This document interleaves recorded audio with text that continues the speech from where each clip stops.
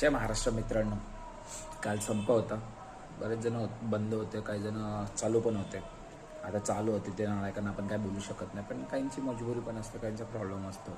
आता जे चालू होते त्यातलं आपल्या एका मित्राने आपल्याला मेसेज केला की भाऊ काल भाडे जबरदस्त होते. तर मारत होता, म्हणलं मला लोन विन भरायचं टार्गेट होतं म्हणून मी केलं भाऊ चालू. तर केल्यानंतर त्यांनी सांगितलं की उबेरने मोठा स्कॅम केला काल. तर 350, 400, 500 मोठे मोठे भाडे होते, ते पण 10, 15, 16 किलोमीटरला. आणि आता ज्यावेळेस भाडे त्यांनी उचलताना 350 दाखवायचं आणि पिकअप करून ड्रॉप केलं तर ते डायरेक्टली 320, 315 असं दाखवायचं.